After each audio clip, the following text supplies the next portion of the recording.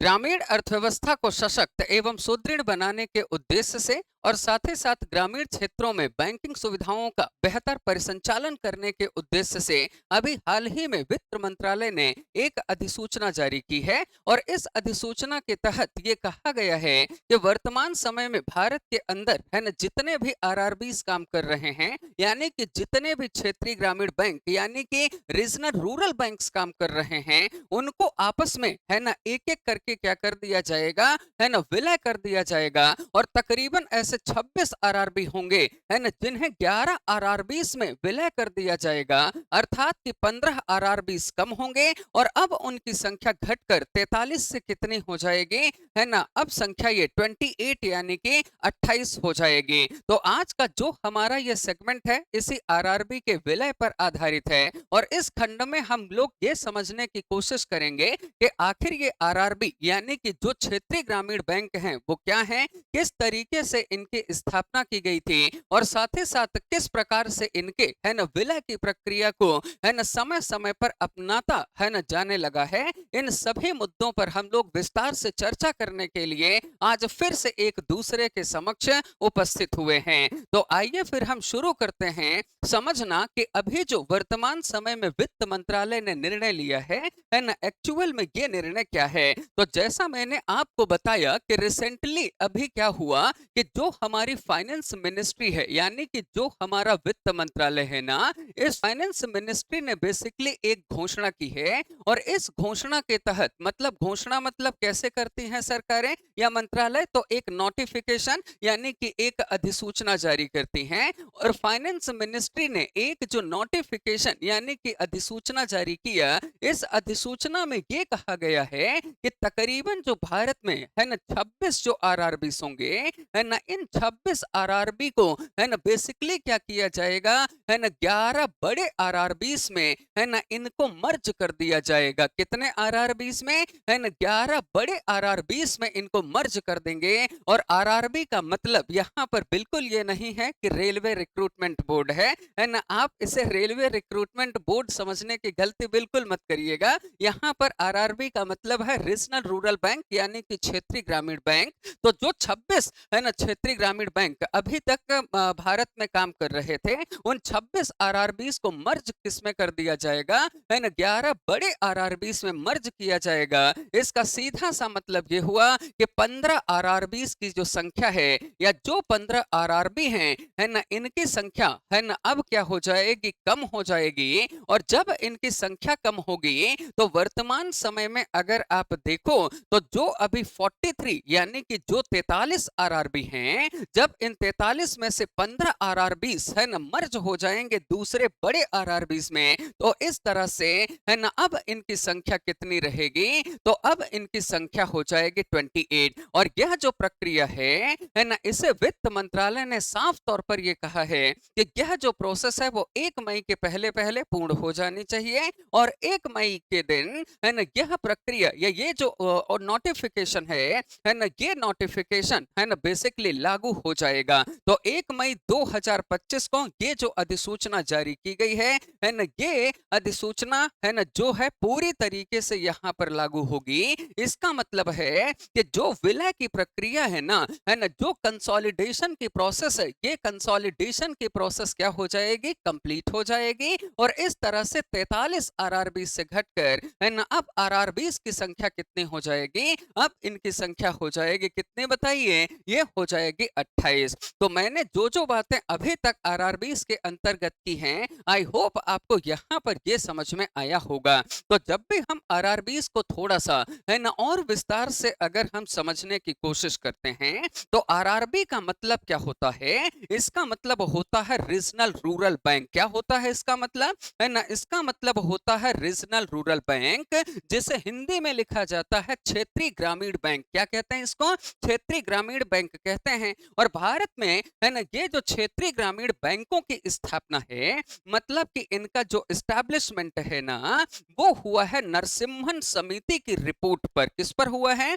ना, नरसिम्हन जो कमेटी है, इस नरसिम्हन कमेटी ने है ना ये सुझाव प्रकट किया था कि जिस तरह से भारत में सार्वजनिक क्षेत्र के बैंक, मतलब कि पब्लिक सेक्टर बैंक अर्थात सरकारी बैंक काम कर रहे हैं, या जिस तरीके से भारत में है ना निजी क्षेत्र के बैंक मतलब प्राइवेट सेक्टर के बैंक काम कर रहे हैं, ठीक उसी तरीके से है ना ग्रामीण क्षेत्रों में बैंकिंग सुविधाओं को ठीक तरह से पहुंचाने के लिए और ग्रामीण क्षेत्र में रहने वाले जो छोटे काश्तकार हैं, है ना जो छोटा समुदाय है, उसे ऋण की सुविधाएं प्रदान करने के उद्देश्य से है ना ग्रामीण क्षेत्रों में भी बैंकों की स्थापना होनी चाहिए। और उन बैंकों को किस नाम से जाना जाएगा, उन्हें आरआरबी कहा जाएगा। तो ये जो आरआरबी का सुझाव था, ये किसने दिया था, नरसिम्हन समिति ने दिया था। और इसी के अंतर्गत क्या हुआ कि 2 अक्टूबर 1975 है ना 2 अक्टूबर 1975 को भारत में फर्स्ट जो आरआरबी था है ना ये ओपन हुआ था। कहां पर, यूपी में। कहां पर ओपन हुआ,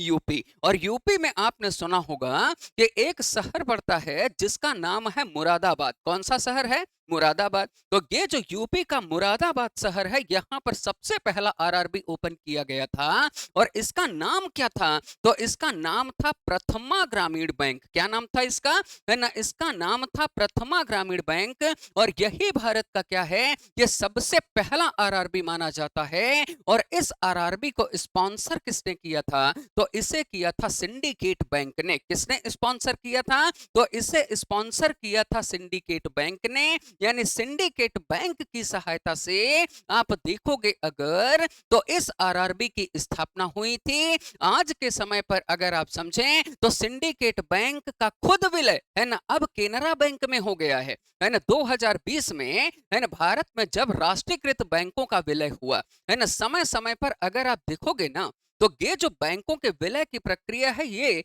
है ना हमारे यहाँ पर अपनाई जाती रही है। ये कोई बहुत नई घटना नहीं हो रही है ना। राष्ट्रीयकृत बैंक मतलब जो सरकारी बैंक हैं उनका भी विलय होता है, तो यहाँ पर आरआरबीज का भी विलय हुआ।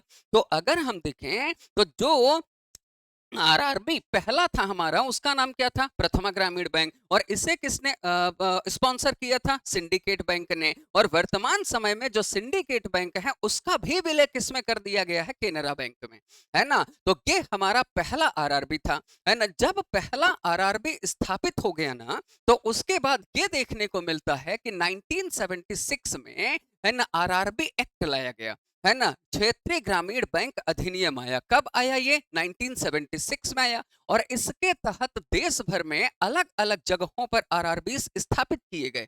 और इंटरेस्टिंग बात मैं आपको ये बताऊं कि 1990 से 2000 के मध्य में, है ना, मैं कब से कब तक बात कर रही हूं, मैं बात कर रही हूं यहाँ पर 1990 से 2000 के बीच में, है ना। 1990 से 2000 के बीच में भारत में कुल 196 यानी 196 आरआरबी हो गए थे। कितने आरआरबी हो गए थे, 196, 196 लगभग आरआरबी हो गए थे। और जब इतने सारे आरआरबी यानी क्षेत्रीय ग्रामीण बैंक हो जाएंगे, तो आप खुद सोच के देखिए कि उनका है ना मैनेजमेंट संभालना अपने आप में ये कितना कठिन काम हो जाएगा। और इसीलिए आरआरबी ज्यादा बढ़ने से है ना जो है बैंकों पर भार ज्यादा हो गया, है ना। और हर एक ब्रांच में आप देखिए कि इतने सारे एम्प्लॉय काम करते हैं, उनको संभालना अपने आप में कठिन था, है ना। और जो बैंक को उधार दे रहे थे उनकी वसूली नहीं हो पा रही थी, मतलब कि एनपीएस लगातार बढ़ रहा था, नॉन परफॉर्मिंग एसेट्स, जिनको हम एनपीए कहते हैं। इसका मतलब है कि बैंक ने जो पैसा दिया वो वापस उसको नहीं मिल पाया।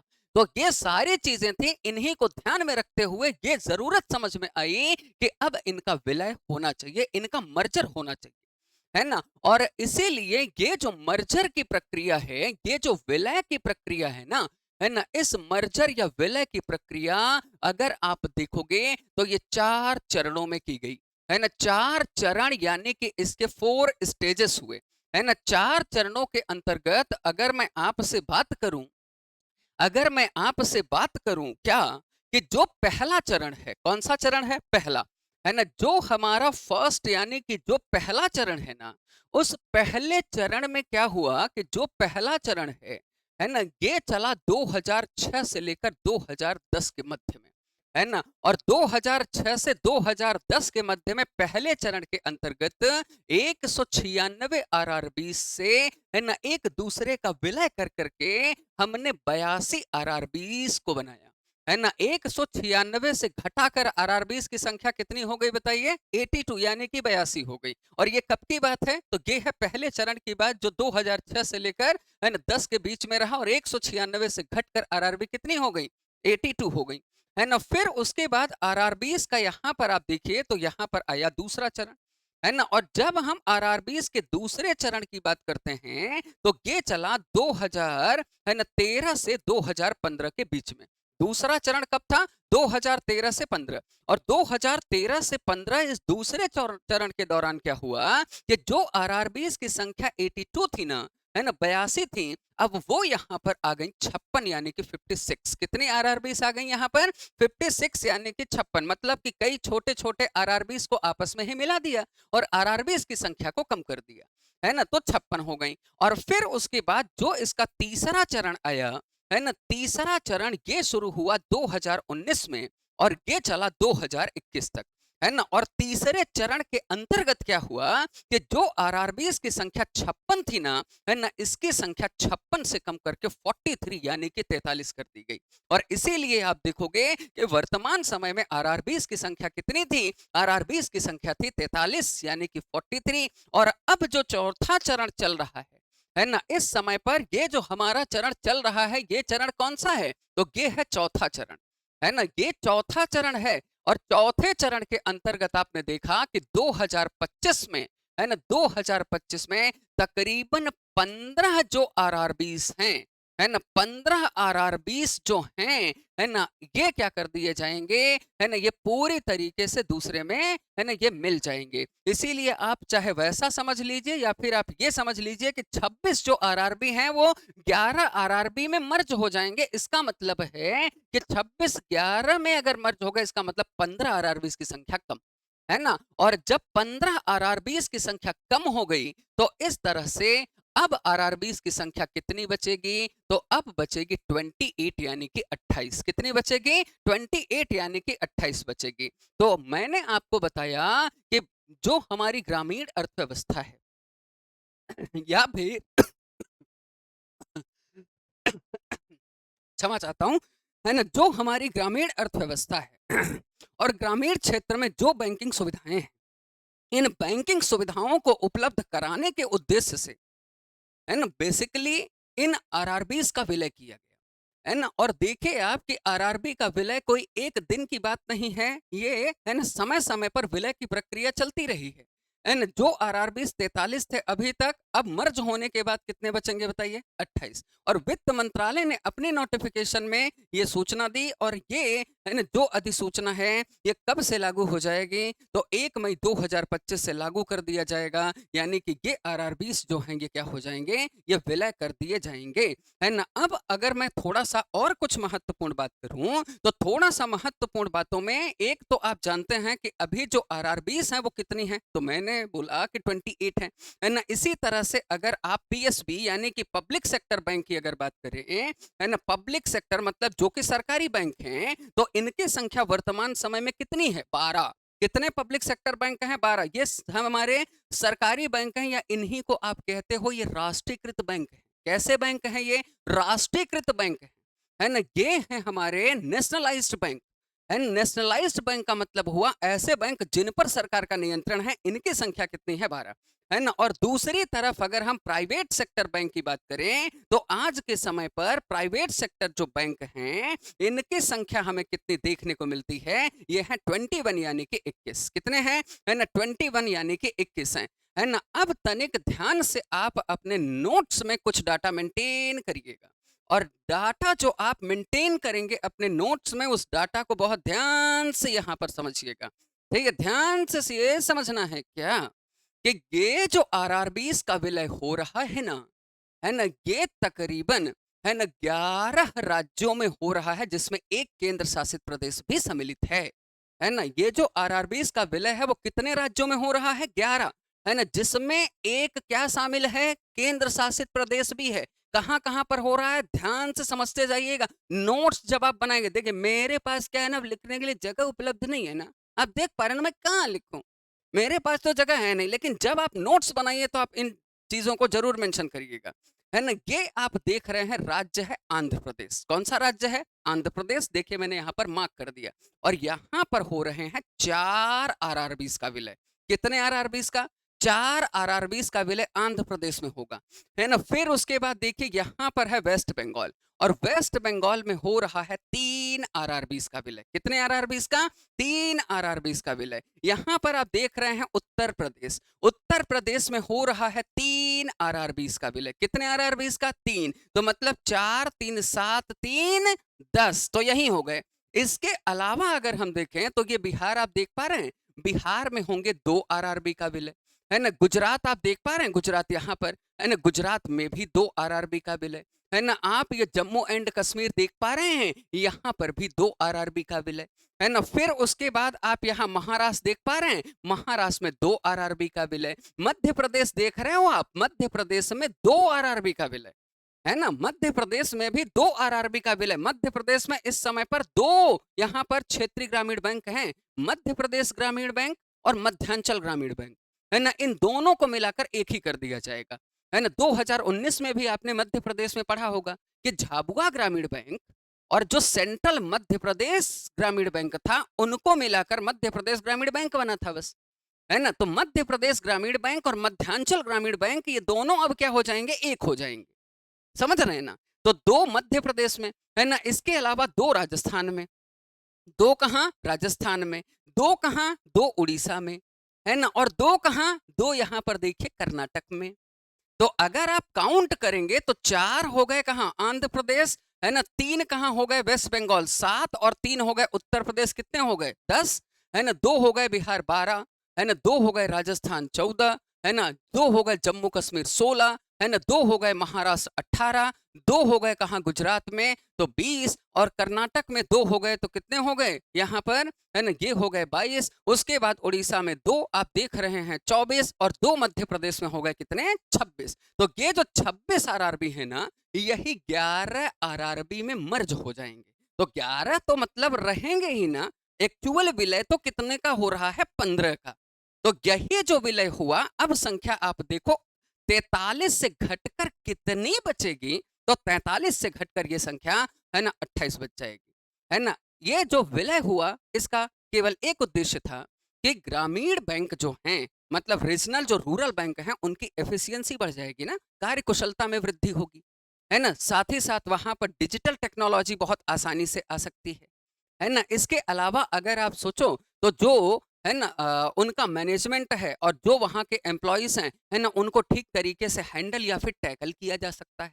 ये सारी जो चीजें हैं, है ना, इनको ध्यान में रखकर ये जो विलय है यहाँ पर ये किया गया है ना। एक महत्वपूर्ण बात मैं आपको और बताऊंगा, महत्वपूर्ण बात बस लास्ट में ये बताना चाह रही हूं मैं आपको, ये यहाँ पर ध्यान से समझिएगा कि ये जो आरआरबी है ना, ये जो आरआरबी है, इस आरआरबी पर ना, है ना, स्वामित्व यानी कि इनका ऑनर कौन होता है?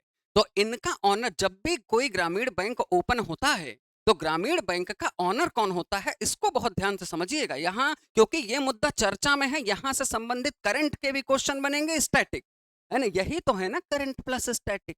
करंट तो हो गया कितने आरआरबी का विलय हुआ, कितने राज्यों में हुआ, लेकिन जो स्टैटिक बनेगा वो यही तो बनेगा, आरआरबी में ऑनरशिप किसकी होती है? तो देखो, जो स्वामित्व होता है वो होता है, पहली बात, सेंट्रल गवर्नमेंट का। सेंट्रल गवर्नमेंट का स्वामित्व होता है 50%। कितना होता है? 50%, है ना। फिर उसके बाद जो स्टेट गवर्नमेंट है, इस स्टेट गवर्नमेंट की भूमिका होती है 15% की। किसकी होती है? 15%, है ना। और जो स्पॉन्सर बैंक है, क्योंकि कोई भी ग्रामीण बैंक ओपन करने के लिए एक स्पॉन्सर बैंक सामने आता है, जैसे यूनियन बैंक ऑफ इंडिया आ गया। अभी मैंने कहा ना कि प्रथमा बैंक को देखिए कौन से बैंक ने ओपन किया था? Syndicate bank. तो ये जो स्पॉन्सर बैंक है, स्पॉन्सर बैंक की भूमिका होती है 35%। कितनी होती है? 35%। तब जाकर एक आरआरबी की स्थापना होती है। मैं उम्मीद करता हूं कि ये जो, है ना, निर्णय लिया गया है आरआरबीज के विलय का, यह मुद्दा आपको ठीक तरह से समझ में आया होगा। आप एक बार बहुत अच्छे से, है ना? इस पूरे कंटेंट को आप अपनी नोटबुक, अपनी उत्तर पुस्तिका में आप इसे लिखिएगा। आप ज़्यादा से ज़्यादा इसे पढ़िए और साथ ही साथ ज़्यादा से ज़्यादा इसे सब्सक्राइब करिए, है ना? इसे आप शेयर भी करिए। उड़ान अकेडमी के मंच से एक बार फिर से मैंने आपको करंट में चल रहे, है ना, एक और मुद्दे से रूबरू करवाया, है ना? अगर आपको अच्छा लगे तो शेयर करें, सब्सक्राइब करें, लाइक करें, कमेंट करें, साथ ही साथ इसका ज़्यादा से ज़्यादा विस्तार भी करें। अधिक जानकारी के लिए जुड़ें और बने रहिएगा उड़ान अकेडमी के साथ। अपना ध्यान रखिए, हँसते मुस्कुराते रहिए। मिलते हैं हम लोग नए वीडियो के साथ और नए मुद्दे के साथ, है ना? So wait and watch. Thank you very much and have a great day. Thank you.